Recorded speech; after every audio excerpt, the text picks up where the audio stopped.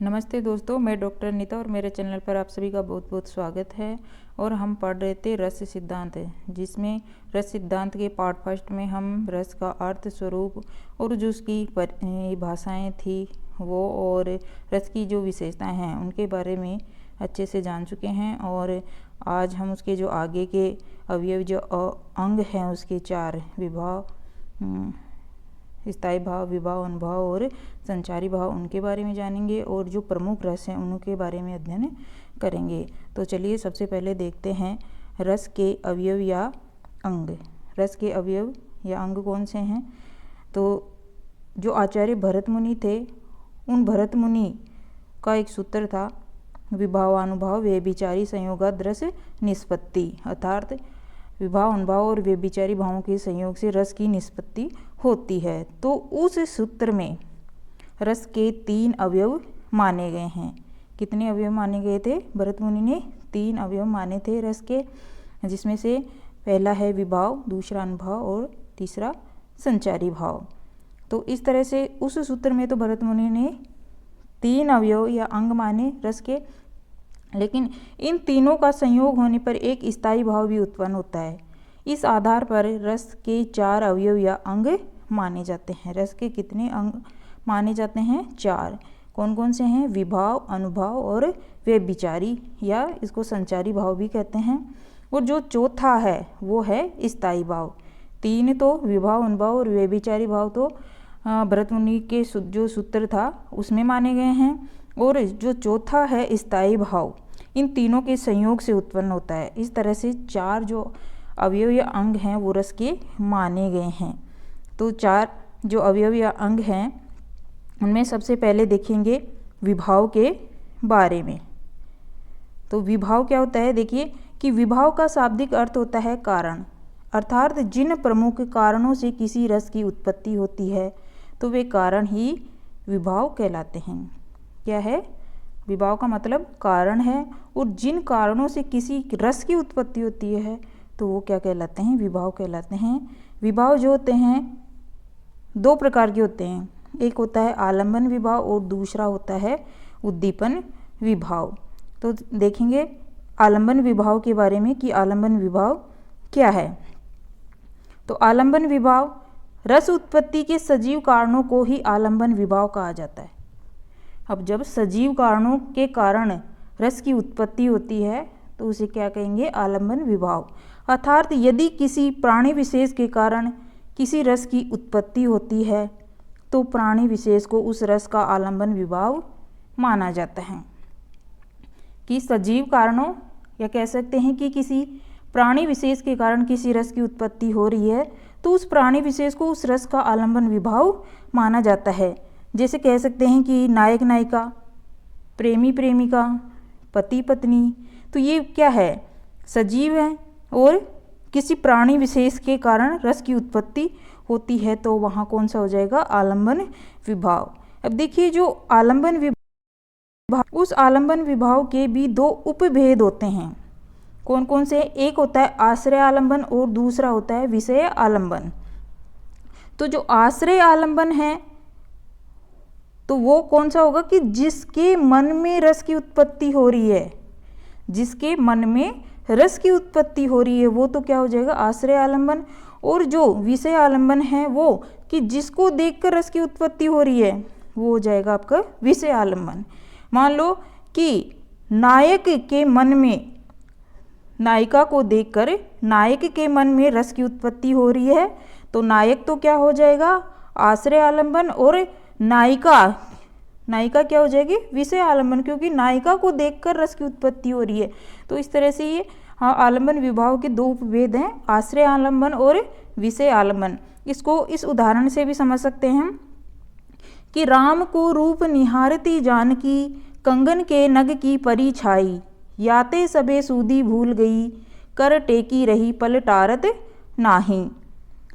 तो इस प्रस्तुत पद में राम को देखकर सीता के हृदय में श्रृंगार रस की उत्पत्ति हो रही है। अतः यहाँ राम तो क्या हो गया?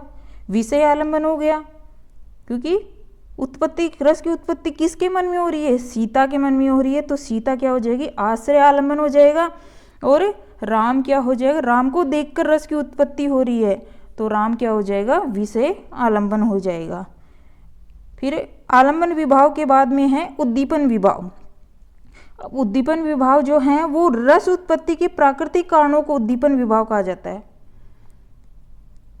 आलंबन विभाव तो क्या था कि रस उत्पत्ति के जो सजीव कारण हैं उन कारणों के कारण रस की उत्पत्ति होती है, और उद्दीपन विभाव में प्राकृतिक कारण, अर्थात यदि किसी दृश्य विशेष को देखकर किसी रस की उत्पत्ति होती है तो वह दृश्य विशेष ही उस रस का उद्दीपन विभाव कहलाता है। जैसे ये उदाहरण है कि मरीबे को साहस कियो बड़ी बिरह की पीर, दौरत है समुझे ससी सरसिज सुरभि समीर। तो इस उदाहरण में शशि कमल मलयाली नायिका की विरहाग्नि को उद्दीप्त कर रहे हैं, अतः यहाँ उद्दीपन विभाव है। फिर अनुभाव विभाव हो गए, आलंबन विभाव और उद्दीपन विभाव। विभाव का शाब्दिक अर्थ क्या था, कारण था, तो दूसरा अवयव या अंग जो है वो है अनुभाव। तो अनुभाव का शाब्दिक अर्थ होता है चेष्टा, अर्थात रस उत्पत्ति के समय आलंबन विभाव मुख्यतः आश्रय के द्वारा जो चेष्टाएं प्रकट की जाती है वह अनुभाव कहलाती है। आश्रय के द्वारा मैंने क्या बताया था यहाँ कि आश्रय क्या है कि जिसके मन में, देखिए जिसके मन में रस की उत्पत्ति हो रही है, जिसके मन में रस की उत्पत्ति हो रही है तो वो क्या है, आश्रय, और जिसको देख कर हो रही है वो क्या है, विषय आलंबन। तो यहाँ पर ये उदाहरण है कि मुँह बनाया उठाए भुज मुकुलित कीने नैन, रोमांचित हो सब बजे हत्या देख सके नैन।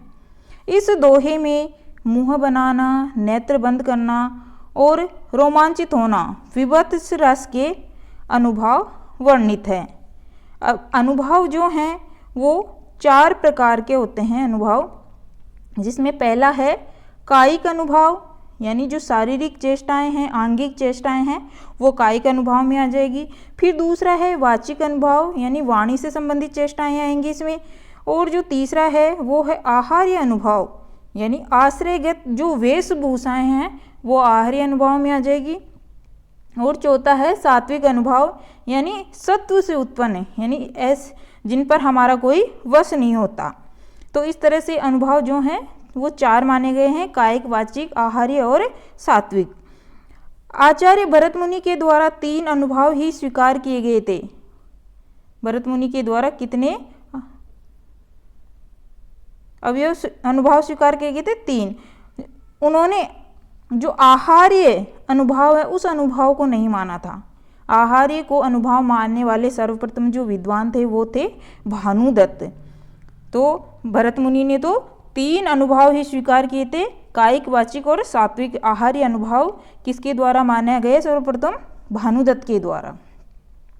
तो इसमें सबसे पहले देखेंगे कायिक या आंगिक जो अनुभाव हैं उसको, कि रस उत्पत्ति के समय आलंबन विभाव मुख्यतः आश्रय द्वारा अपने शरीर से जानबूझकर प्रकट की जाने वाली चेष्टाएं कायिक आंगिक अनुभव कहलाती है। आश्रय के द्वारा, यानी जिसके मन में रस की उत्पत्ति हो रही है उसके द्वारा जानबूझकर जो चेष्टाएं की जाती है अपने अंगों के द्वारा, तो वो क्या कहलाता है, कायिक अनुभव या आंगिक अनुभव कहलाता है। जैसे किसी की ओर देखकर मुस्कुराना, आंखें निकालना, ये सब क्या है, कायिक या आंगिक अनुभव हैं। इस उदाहरण के माध्यम से हम इसको समझ सकते हैं कि बहुरी बदन विदु अंचल डाकी, प्रिय तन चिते बोहे करी बाकी, खंजन मंजू तिरीछे नैननी, निज पति कहूँ तिन ही सिय सैननी। यहाँ जो है वो गांव की औरतों के द्वारा राम के विषय में सीता से पूछे जाने पर सीता के द्वारा अपने मुख को आंचल से ढकना, आंचल डाकी यानी आंचल से ढकना, और टेढ़ी नज़रों से चिते बोहे करी बाकी यानी टेढ़ी नज़रों से राम की ओर देखना, इत्यादि जो जानबूझकर की जाने वाली चेष्टाएं हैं, तो इस पद में ये कायिक अनुभव को दर्शाती है। तो ये हो गया अपना कायिक अनुभव। दूसरा जो अनुभव है वो है वाचिक अनुभव। वाचिक का शाब्दिक अर्थ होता है मुख से बोलना, अर्थात यदि किसी पद में आलंबन विभाव के द्वारा मुख से बोलकर कोई चेष्टाएं प्रकट की जाती है तो वहाँ वाचिक अनुभव माना जाता है। इसका उदाहरण है कि बतरस लालच लाल की मुरली धरी लुकाय, सोह करे बोहनी हंसे देन कही नहीं जाए। तो इस जो प्रस्तुत पद में के द्वारा मुरली मांगना, राधा के द्वारा मना करना आदि चेष्टाएं मुख से बोलकर प्रकट की जा रही है, अतः यहाँ वाचिक अनुभव माना जाता है। फिर है अनुभव। आहार्य का शाब्दिक अर्थ होता है वेशभूषा, अर्थात जब किसी पद में आलंबन विभाव की किसी वेशभूषा का वर्णन प्राप्त होता है तो वहाँ आहार्य अनुभव माना जाता है। इसका उदाहरण है कि शीस मुकुट कटी काछनी कर मुरली उर्माल, इही बानक मो मन सदा बसो बिहारी लाल। यहाँ जो प्रस्तुत पदों में कृष्ण की बाल रूप की वेशभूषा का वर्णन किया गया है कि शीस मुकुट कटी काछनी कर मुरली उर्माल, यही बानक मोह मन सदा बसो बिहारी लाल। तो यहाँ क्या हो जाएगा, आहार्य अनुभव हो जाएगा। फिर जो हैं वो हैं सात्विक अनुभव। रस उत्पत्ति के समय आलंबन विभाव के शरीर से स्वतः उत्पन्न होने वाली चेष्टाएं सात्विक अनुभव कहलाती है। यानी बिना किसी प्रयत्न के स्वतः उत्पन्न हो जाने के कारण सात्विक अनुभव को अयत्नज अनुभव भी कहा जाता है, यानी इन पर हमारा कोई बस नहीं होता है। तो ये जो सात्विक अनुभव हैं, इन सात्विक अनुभवों की जो संख्या है वो 8 मानी जाती है, जिसमें सबसे पहली है स्तंभ, यानी शरीर का जड़ या स्थिर हो जाना। फिर स्वर भंग, स्वर का भंग हो जाना यानी मुख से कुछ भी न बोला जाना। स्वेद, शरीर से पसीना टपकना। वेवर्ण्य, चेहरे या शरीर का रंग उड़ जाना। फिर है वेपतु, शरीर का कांपना। फिर अश्रुपात, आँखों से आंसू टपकना। रोमांच, शरीर का रोम रोम खिल जाना। फिर है प्रलय, प्रलय यानी बेहोश या मूर्छित हो जाना। तो इस तरह से जो ये सात्विक अनुभव हैं वो 8 थे, स्तंभ, स्वरभंग, स्वेद, वेवर्ण्य, वेपतु, अश्रुपात, रोमांच और प्रलय। आगे देखेंगे संचारी भाव या व्यभिचारी भाव। जो रस के अवयव या अंग थे कि उनमें से ये तीसरा है संचारी भाव या व्यभिचारी भाव।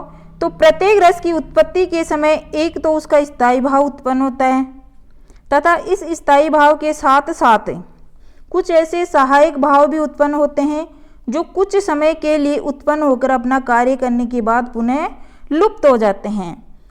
तो ऐसे सहायक भावों को ही व्यभिचारी भाव या संचारी भाव कहा जाता है। अब संचारी भावों को रस के सहकारी कारण, सहकारी भाव के नाम से भी जाना जाता है। संचारी भावों की तुलना बिजली की चमक अथवा पानी के बुलबुले से की जाती है। संचारी भाव यानी ये कुछ समय के लिए ही उत्पन्न होते हैं और फिर लुप्त हो जाते हैं, तो वो क्या है, संचारी भाव हैं। अब संचारी भावों की संख्या जो है वो 33 मानी जाती हैं। इनमें जो 33 संचारी भाव हैं वो इस तरह से हैं, तो इनको देखेंगे सभी को। सबसे पहले हैं व्याधि, व्याधि यानी शारीरिक पीड़ा। फिर है वीड़ा यानी लज्जा। विबोध, विबोध यानी जागृति, ज्ञान। वितर्क, बहस या वाद। शोक, उग्रता यानी उतावलापन। उत्सुकता, जानने की प्रबल इच्छा। उन्माद, पागलपन। अमर्ष, अत्यधिक क्रोध। असूया, जलन या ईर्ष्या। फिर अवहिता, अवहिता यानी लज्जा को छिपाने का जो भाव है वो है अवहिता। अपस्मार यानी मृगी के रोग की स्थिति। मद, मद यानी अहंकार या जो घमंड। मोह है अत्यधिक चाहत। मति, बुद्धि। मरण, मृत्यु। गर्व, उत्साह, ग्लानि, ग्लानि का मतलब है पश्चाताप, चपलता, चंचलता, चिंता यानी मानसिक तनाव। फिर है शंका यानी संदेह या संशय, श्रम जो शारीरिक मेहनत है, और स्वप्न यानी सपना, स्मृति यानी याद, आलस्य कोई भी कार्य नहीं करना, आलसी बनकर रहना, आवेग यानी बिना सोचे समझे कार्य करना आवेग में आकर, निंदा यानी नींद, निर्वेद यानी धिक्कारना, जड़ता यानी स्थिरता, त्रास यानी भय या डर, दैन्य यानी दीनता या लाचारी, और धृति यानी धीरज या धैर्य, और हर्ष यानी प्रसन्नता या खुशी। तो इस तरह से ये जो 33 संचारी भाव थे इनको हमने देख लिया है। आगे जो रस का अवयव या अंग है वो चौथा है स्थायी भाव। विभाव, अनुभाव और व्यभिचारी भाव के बाद में चौथा स्थायी भाव। तो स्थायी भाव में देखिए, प्रत्येक रस की उत्पत्ति के समय एक ऐसा भाव उत्पन्न होता है जो प्रारंभ से लेकर अंत तक रस में मौजूद रहता है। स्थायी भाव ही ऐसा है जो हर रस की उत्पत्ति के समय ऐसा होता है कि वो प्रारंभ से, शुरू से लेकर अंत तक उस रस में मौजूद रहता है। तो ऐसे भाव को ही क्या कहते हैं, हम स्थायी भाव कहते हैं। इस आधार पर प्रत्येक रस का अपना एक निश्चित स्थायी भाव माना जाता है। प्रत्येक रस का अपना एक निश्चित स्थायी भाव माना जाता है। आचार्य विश्वनाथ ने अपनी साहित्य दर्पण रचना में इन स्थायी भावों का उल्लेख इस तरह से किया है।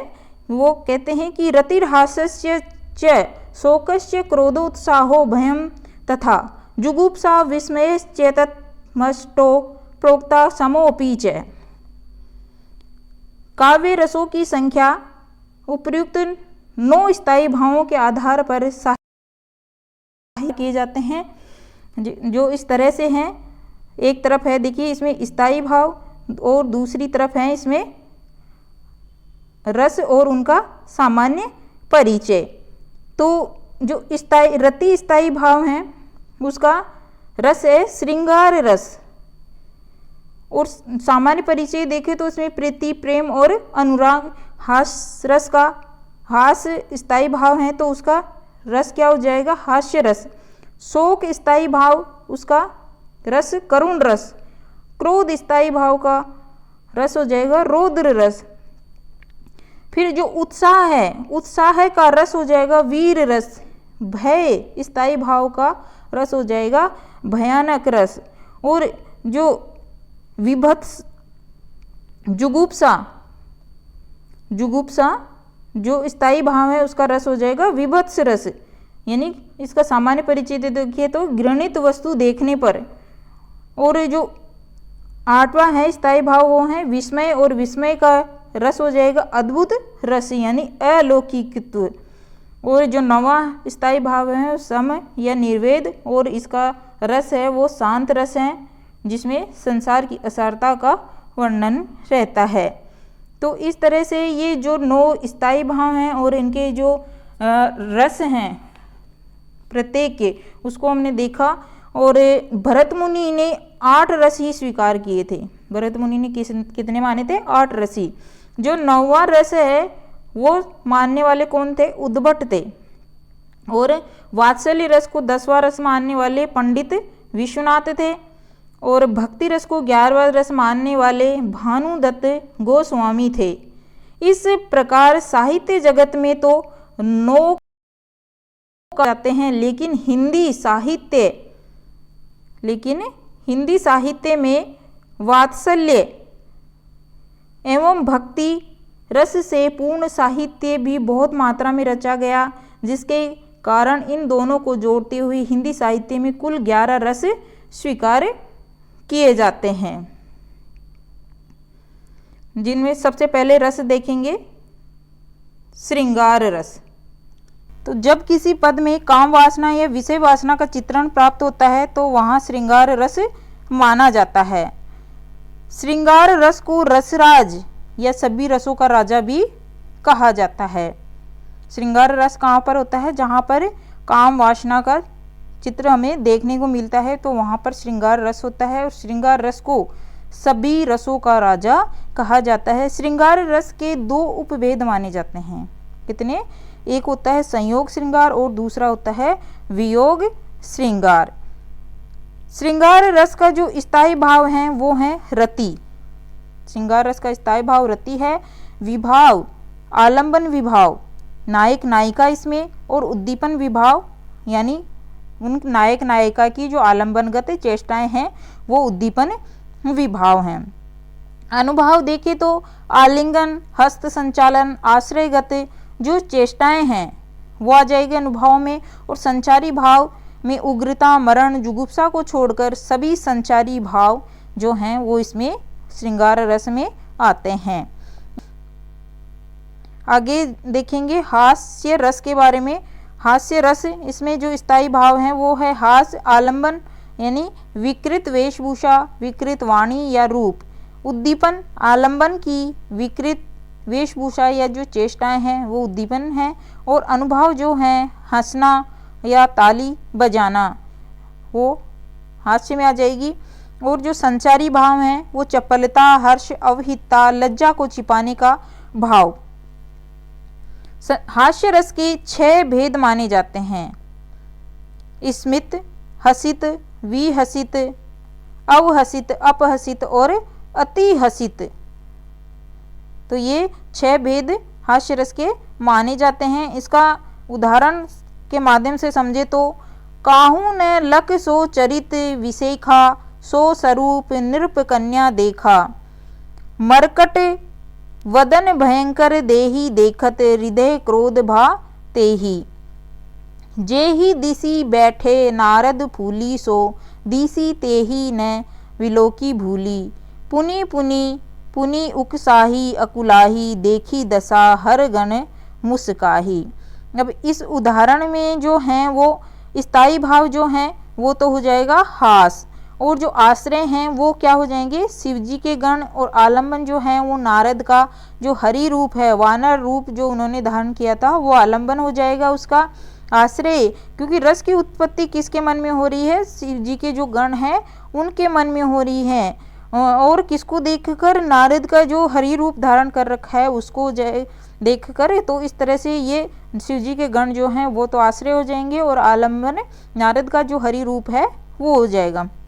उद्दीपन जो है वो वानर का जो उछलना कूदना वो उद्दीपन हो जाएगा, क्योंकि वो उछल कूद कर रहा है तो उसके माध्यम से उनका जो आलम्बन हो रहा है।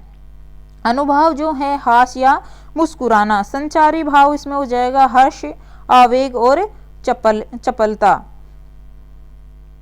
फिर है करुण रस। करुण रस का जो स्थायी भाव है वो है शोक है। उद्दीपन जो है इसमें स्व अवलोकन, दाह कर्म स्थल, और जो अनुभाव हैं वो रोदन, कंप, स्तंभ, रोमांच हो जाएगा। संचारी भाव जो है करुण रस में मोह, ग्लानि, अपस्मार। अपस्मार यानी मृगी के रोग की जो स्थिति होती है वो होती है अपस्मार, उन्माद, चिंता। आलंबन जो हो जाएगा इसमें अनिष्ट वस्तु या जो शव है उसके कारण किसी रस की उत्पत्ति हो रही है।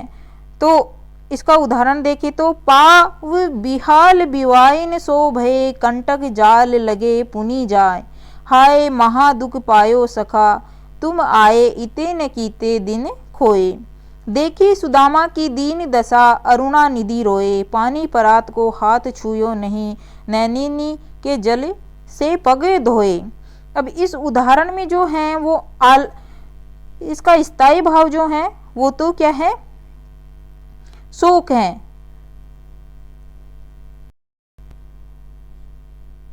स्थायी भाव शोक है, और जो आलंबन है वो सुदामा है, और आश्रय जो है कृष्ण है। क्योंकि सुदामा को देखकर कृष्ण के मन में रस की उत्पत्ति हो रही है, करुण रस की उत्पत्ति हो रही है। तो किसको देखकर हो रही है? सुदामा को देखकर ये हो रही है। तो सुदामा तो क्या हो गया? विषय आलंबन हो गया, और कृष्ण जो है वो आश्रय आलंबन हो गया। इसमें जो अनुभव है सात्विक अनुभव, क्योंकि अश्रुपात जो हो रहे हैं इसमें कि पानी परात को हाथ छुयो नहीं, नैनिनी के जल से पग धोए। जो संचारी भाव है वो विषाद, मोह और चिंता इसमें हो जाएगा। अगला रस है रौद्र रस। ये जो इसका स्थायी भाव है वो है क्रोध। इसमें जो आलंबन है वो शत्रु की जो चेष्टाएं होती है, शत्रु की चेष्टाओं को देख कर रस रौद्र रस की उत्पत्ति होती है। तो यहाँ शत्रु की चेष्टाएं आलंबन हो जाएगी। और उद्दीपन जो है शत्रु के द्वारा कोई भी जो कटु वचन जो बोले जाते हैं उनके कारण वो उद्दीपन है। और अनुभाव जो है नेत्रों का लाल होना, होठ पटकना, वो रौद्र रस यानी क्रोध के कारण उत्पन्न होते हैं। तो इसका उदाहरण देखें तो सुनत लखन के वचन कठोरा परशु सुधारी धरेहु कर धोरा अब जनी देई दोसु मोही लोगु कटुवादी बालक वद जोगु। इसमें देखिए जो स्थायी भाव है रौद्र रस का स्थायी भाव क्रोध है। अब इसमें आश्रय जो है वो परशुराम है। आश्रय कौन है? परशुराम है, क्योंकि रौद्र रस की जो उत्पत्ति हो रही है वो किसके मन में हो रही है? परशुराम के मन में हो रही है। किसको देख कर? लक्ष्मण को देख कर। तो लक्ष्मण क्या हो गए? यहाँ आलम्बन हो गया। और उद्दीपन लक्ष्मण के जो कठोर वचन है उन कठोर वचनों के कारण परशुराम के मन में रस की उत्पत्ति हो रही है। अनुभाव जो है परशु को संभाल कर हाथ में धारण करना। यहाँ परशु से मतलब है जो उनका फरसा था हाथ में लेने का, उससे है। और इसमें जो संचारी भाव है कटुवादी बालक चपलता और जो आवेग है वो हो जाएगा। तो आगे का जो रस है वो रस है वीर रस। वीर रस में उदाहरण के माध्यम से समझते हैं कि मेवाड़ केसरी देख का न तमाशा था, वह दौड़ दौड़ रण करता था, वह मान रक्त का प्यासा था। अब इसमें वीर रस का जो स्थायी भाव है वो है उत्साह है। आश्रय क्या है? इसमें मेवाड़ केसरी यानी महाराणा जो प्रताप है वो आश्रय हैं। और आलम्बन जो है इसमें मान सिंह है, क्योंकि मेवाड़ केसरी महाराणा प्रताप के मन में रस वीर रस की उत्पत्ति हो रही है। किसको देख कर? मान सिंह को देखकर। जो इसमें अनुभाव है वो कायिक अनुभाव हो जाएगा। और जो संचारी भाव है वो गर्व, मोह और उग्रता हो जाएगा। फिर जो अगला रस है वो है भयानक रस। भयानक रस में एक और अजगर ही लखी, एक और मृगराय, विकल बटोही बिची हवे, पड़ो मृदन खाए। तो इसमें जो स्थायी भाव है वो हो जाएगा भय, और जो आश्रय है वो राहगीर हो जाएगा। आलम्बन जो है इसमें अजगर और मृगराय। अनुभाव जो है इसमें सात्विक, प्रलय, कांपना, पसीना आ जाना। और जो संचारी भाव है त्रास, शंका, चिंता और मूर्छा है। अगला जो अपना रस है वो है अद्भुत रस। अद्भुत रस, अब जो इसका उदाहरण है वो है दिखरावा निज मात ही अद्भुत रस अखंड, रोम रोम प्रीति लगे कोटि कोटि ब्रह्मांड। तो इसमें जो स्थायी भाव है वो है अद्भुत रस का विस्मय। और जो आश्रय है वो है यशोदा, क्योंकि जो रस की उत्पत्ति हो रही है वो यशोदा के मन में हो रही है और कृष्ण को देखकर हो रही है। तो यहाँ आलम्बन क्या हो जाएगा? कृष्ण जो है वो आलम्बन हो जाएगा। और जो अनुभाव है वो सात्विक, रोमांच और स्तंभ। और जो संचारी भाव है इसमें विबोध, हर्ष और आवेग हो जाएगा। अगला जो अपना रस है वो है शांत रस। इसमें उदाहरण देखें तो मन रे तन कागद का पुतला, लागे बूंद विनसी, जाए छिन में गर्भ करे क्यों इतना। इसमें जो स्थायी भाव हैं वो है निर्वेद।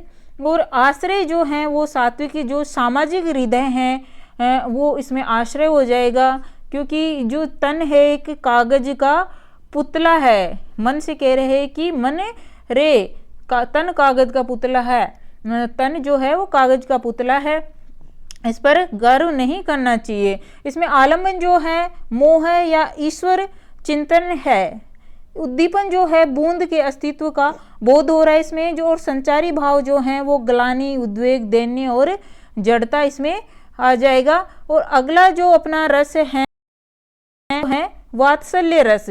वात्सल्य रस का उदाहरण देखिए तो कि जसोदा हरि पालने झुलावे, हलरावे दुलरावे मलहावे, जोई सोई कछु गावे। अब इसमें जो स्थायी भाव हैं वो हैं वत्सल, वात्सल्य रस का स्थायी भाव क्या हो जाएगा, वत्सल। और जो आश्रय हैं वो इसमें यशोदा हो जाएगी, क्योंकि जो रस की उत्पत्ति हो रही है, वात्सल्य रस की उत्पत्ति हो रही है, वो यशोदा के मन में हो रही है, वो कृष्ण को देखकर हो रही है, तो कृष्ण यहाँ आलम्बन हो जाएगा। अनुभव जो है हलराना, दुलराना, गाना और उद्दीपन जो है वो कृष्ण की चेष्टाएं हो जाएगी। और संचारी जो है हर्ष और औत्सुक्य हैं। और अगला और अंतिम जो अपना रस है वो है भक्ति रस। भक्ति रस का उदाहरण राम जपू, राम जपू, राम जपू बावरे, घोर भव नीर निधि नाम निज बावरे। जो इसमें स्थायी भाव है भक्ति का वो भगवद विषयक रति हो जाएगा। आश्रय जो है इसमें वो तुलसीदास हैं, क्योंकि तुलसीदास कह रहे हैं राम के लिए कि राम जपू, राम जपू, राम जपू बावरे। आलम्बन जो है इसमें राम है, और अनुभव जो है राम का नाम जपना, और संचारी जो है इसमें विबोध मति और दैन्य है।